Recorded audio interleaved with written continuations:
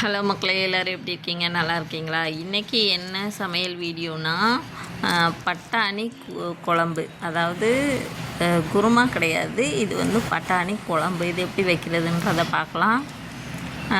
First ஒரு வடை சட்டியில் எண்ணெயை ஊற்றிட்டு சோம்பு, வெங்காயம், தக்காளி, அப்புறம் வந்துட்டு இது கசகசா கொஞ்சம் போட்டு நல்லா வதக்கிடுங்க. நம்ம குழம்பு மிளகாய் தூளில் ஏற்கனவே பட்டை, கிராம்பு, ஏலக்காய்லாம் போட்டு அரைச்சிருக்கனால இதில் வந்து அதை சேர்த்துக்கல. அதனால் சிம்பிளாக இதை மட்டும்தான் அரைக்க போகிறோம்.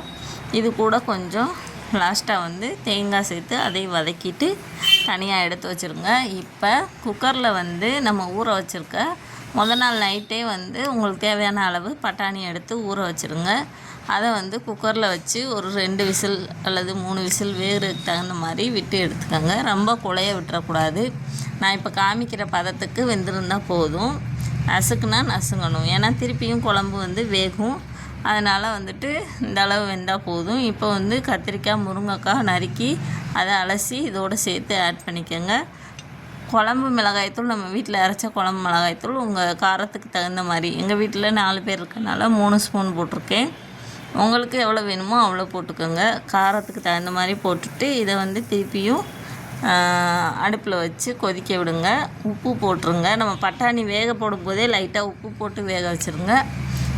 இப்போ வந்து நம்ம அந்த வதக்கி வச்சுருந்த விழுதுகளை இது அரைச்சி இதோடு சேர்த்து ஆட் பண்ணிக்கணும்.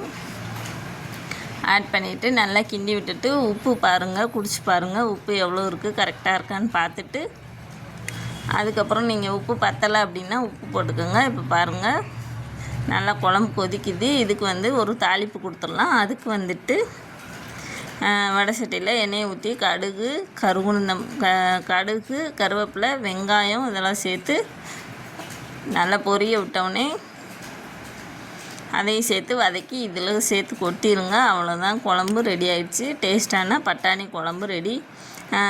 இன்னொரு தடவை வந்து பட்டாணி குருமா எப்படி வைக்கிறதுன்றதை இன்னொரு வீடியோவில் நான் சொல்கிறேன். இது வந்து பட்டாணி குழம்பு. பிடிச்சிருந்தா ஒரு லைக் பண்ணுங்கள், சப்ஸ்கிரைப் பண்ணுங்கள், நம்ம சேனலை ஆல் பெல்லை கிளிக் பண்ணுங்கள். அப்போ தான் நான் போடுற வீடியோ உங்களுக்கு நோட்டிஃபிகேஷனில் வரும். தேங்க்யூ.